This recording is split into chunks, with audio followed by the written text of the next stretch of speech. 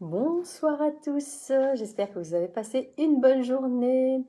Alors aujourd'hui, j'avais envie d'aborder un thème, hein. Je suis sûre que ça va commencer à résonner dans votre tête, hein, ici au cours des prochains jours. Donc c'est les repas de fête. Et oui, je sais que ça tracasse beaucoup de dames, hein, les repas de fête.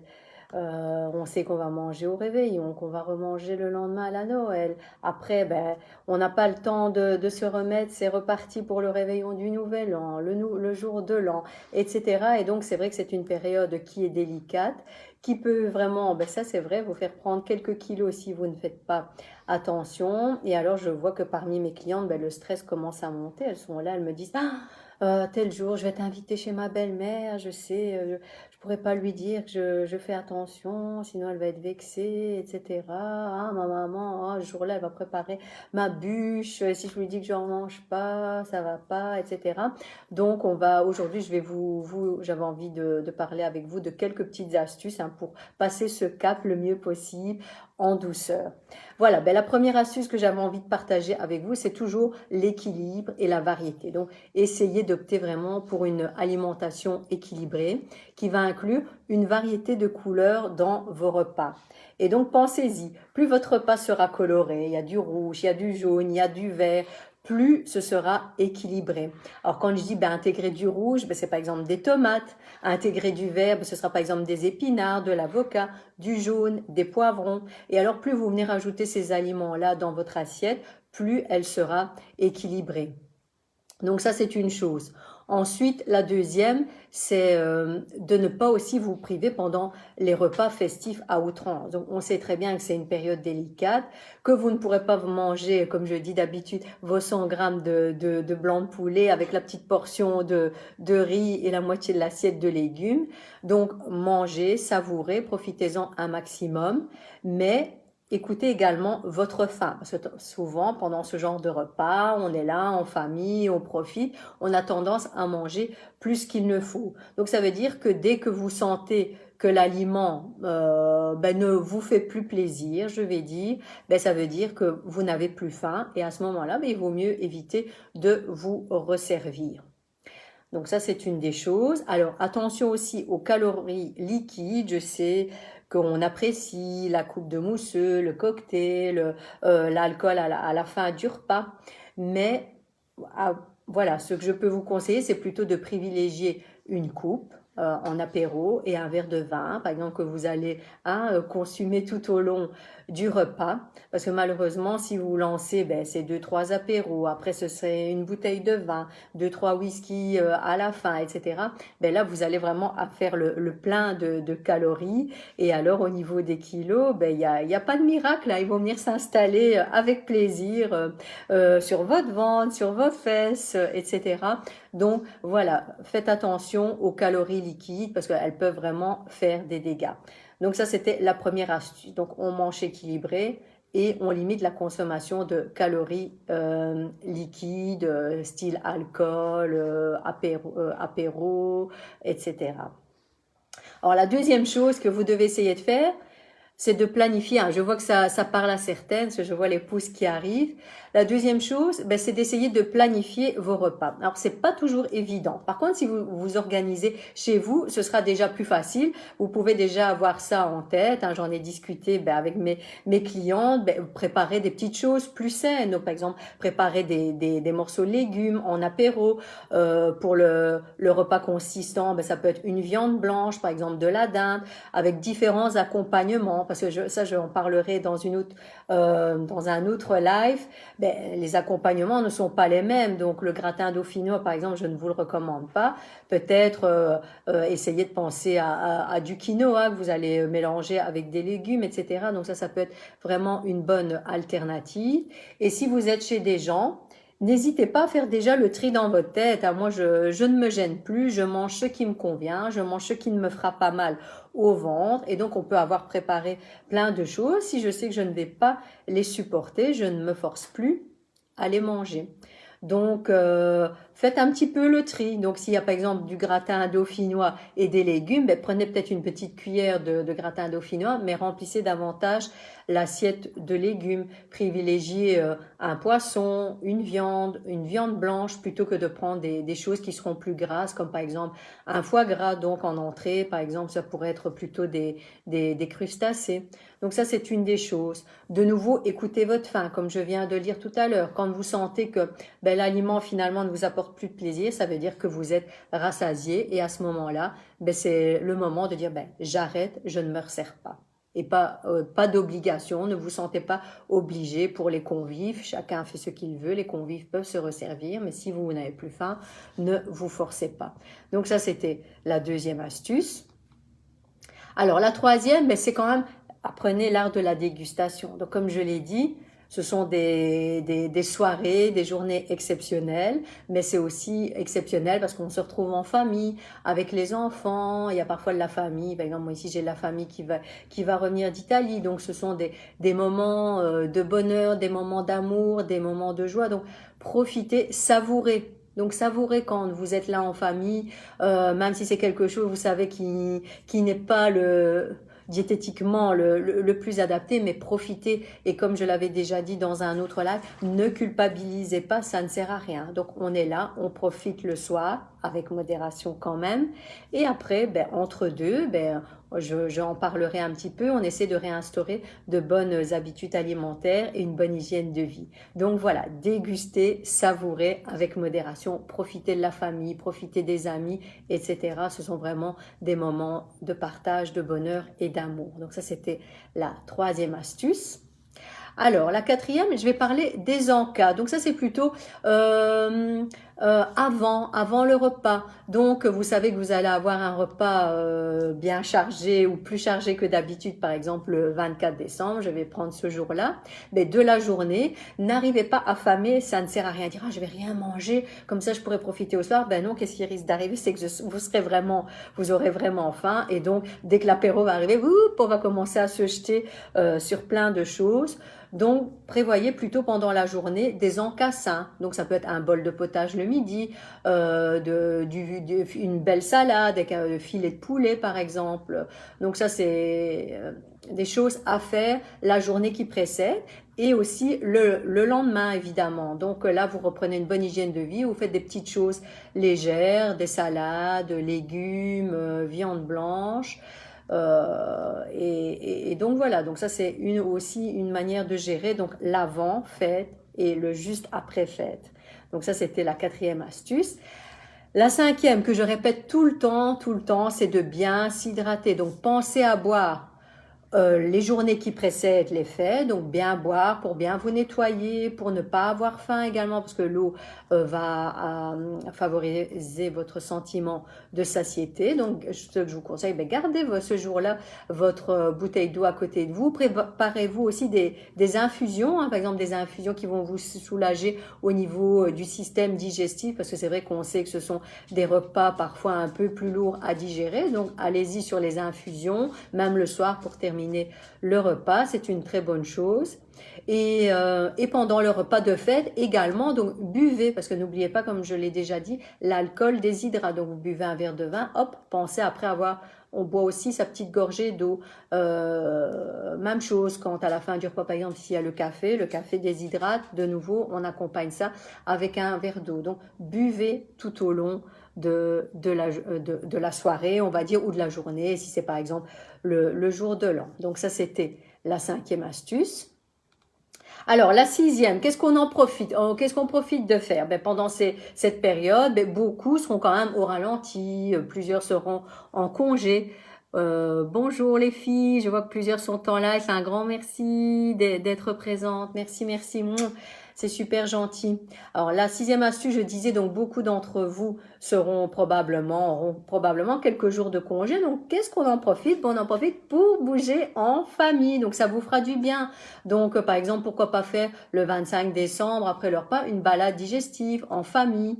C'est quelque chose qui peut être sympathique à faire avec vos enfants, avec votre conjoint.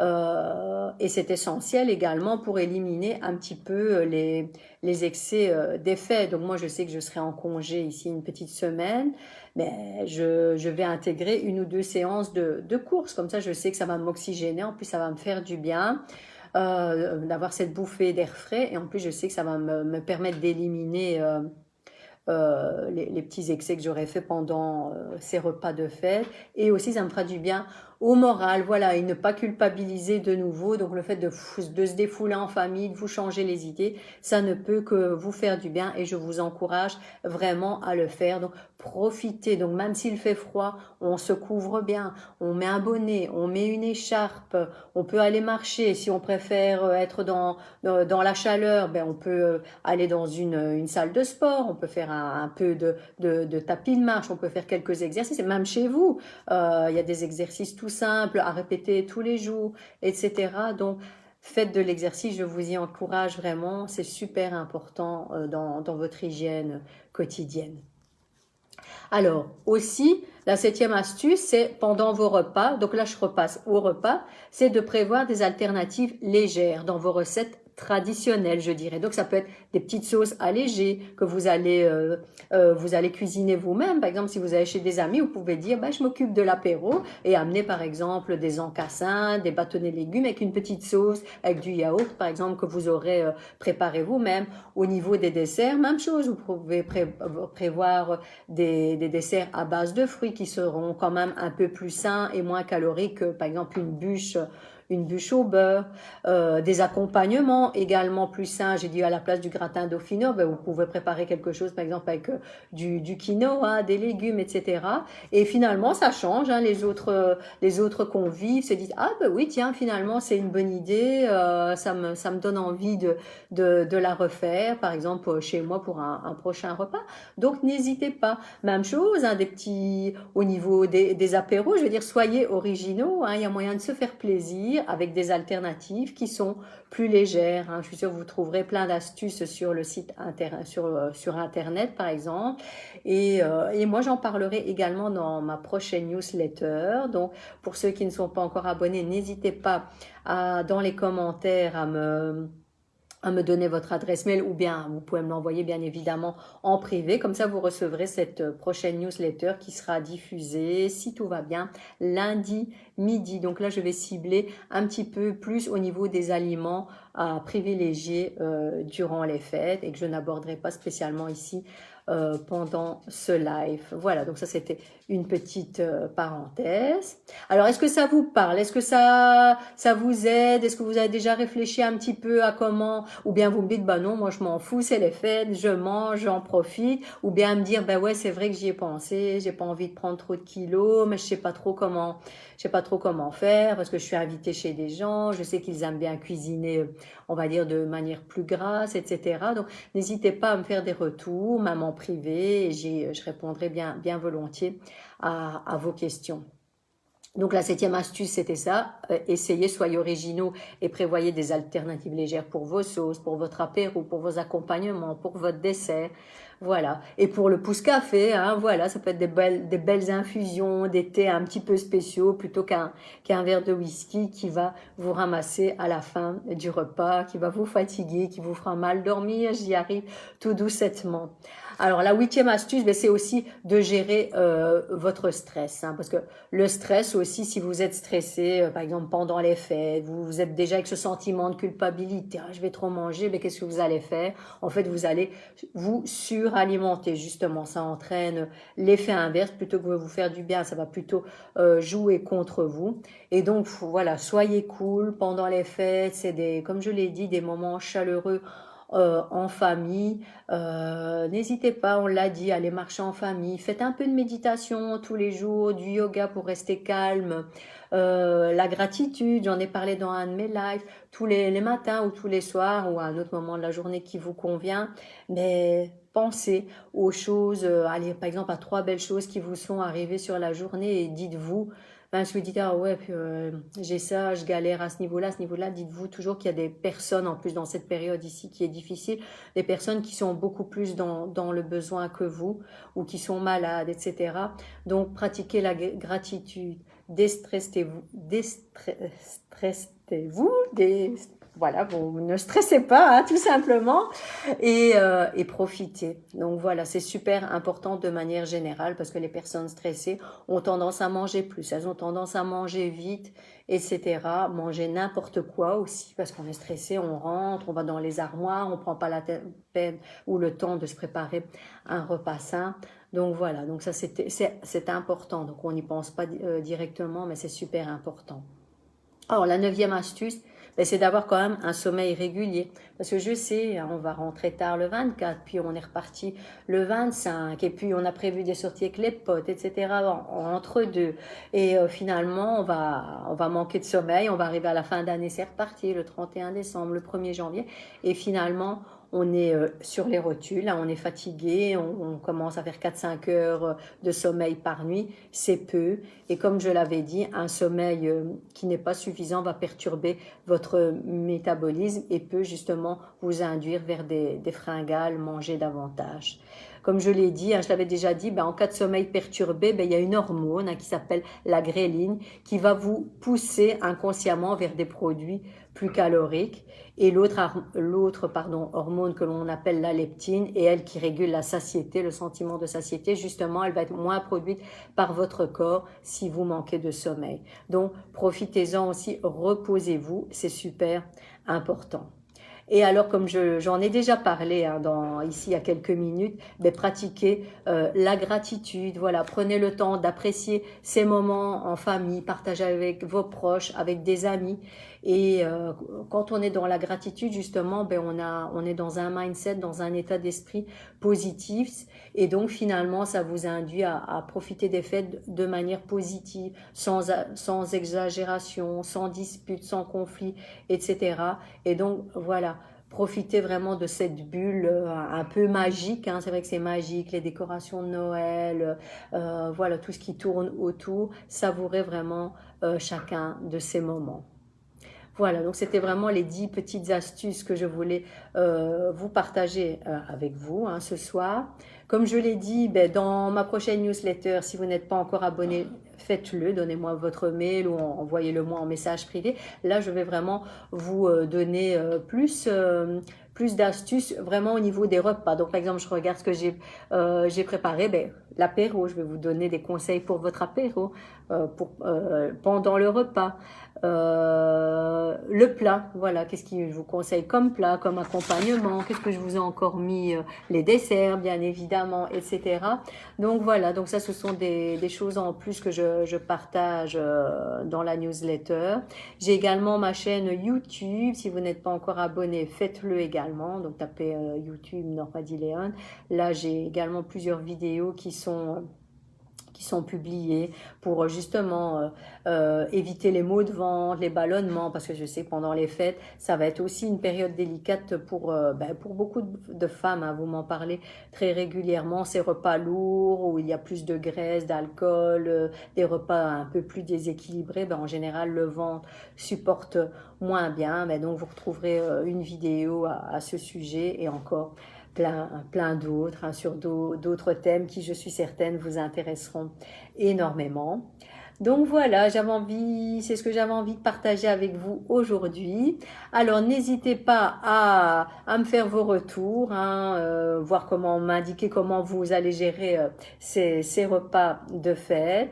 Alors si pour vous remercier aussi d'être resté avec moi aujourd'hui, ben, comme d'habitude, je vous offre votre évaluation bien-être si ça vous intéresse. Donc on discute, allez, 3/4 d'heure, 1 heure ensemble. On regarde un petit peu vos habitudes alimentaires et alors on repart avec quelques conseils pratico-pratiques que l'on peut mettre immédiatement en pratique. Voilà, ça, en général, c'est très efficace. Donc voilà, je vous invite, n'hésitez pas à m'indiquer hashtag rendez-vous si ça vous intéresse. Je remercie, ben voilà, je vois mes petites copines qui sont là en live, qui m'envoient des cœurs, des étoiles. Un tout grand merci à vous les filles et je vous dis à très très bientôt. Et si je ne vous entends plus d'ici là, je vous souhaite un très bon réveillon et une joyeuse fête de Noël.